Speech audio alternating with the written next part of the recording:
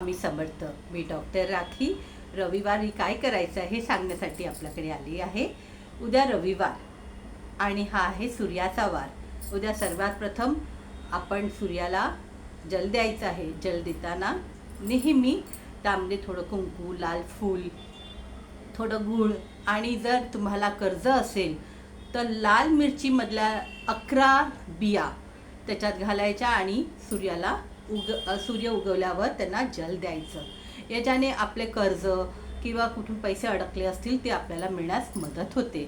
त्याचप्रमाणे सूर्यनमस्कार हा फार महत्त्वाचा आहे आपल्या हेल्थच्या हिशोबाने सुद्धा आणि आपल्या ग्रहांच्यासाठी सुद्धा.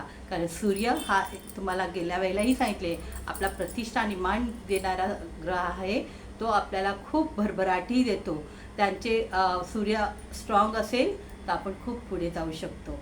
आणि उद्या तारीख आहे 10, म्हणजे त्याची टोटल आहे 1.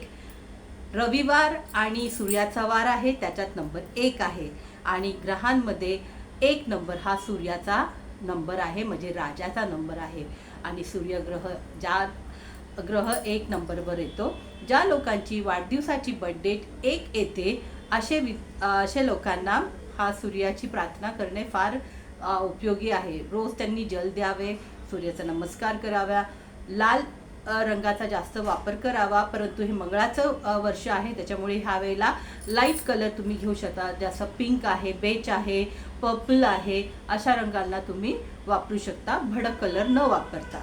आणि जे 1 नंबरचे व्यक्ती असतात ते खूप स्ट्रॉंग असतात.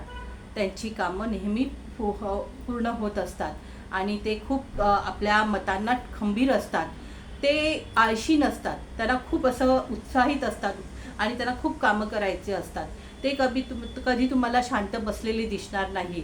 त्यांना ॲक्टिव्ह राहतात. जसं सूर्य आहे त्याप्रमाणे तो चमकदार, त्यांना स्वतःला पुढे येऊन चमकदार बनायचं असतं, शाईन करायचं असतं. जसं आपला सूर्य असतो, सूर्य जसा प्रकाशमान आणि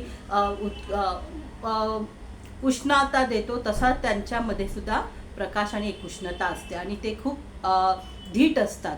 म्हणून 1 नंबर हा नेहमी वरती असतो.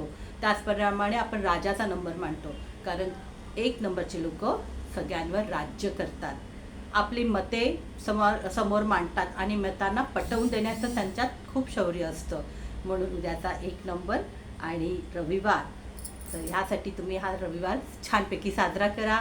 आणि 1 नंबरला उद्या ज्यांचे वाढदिवस आहेत त्यांना अभिनंदन. श्री स्वामी समर्थ.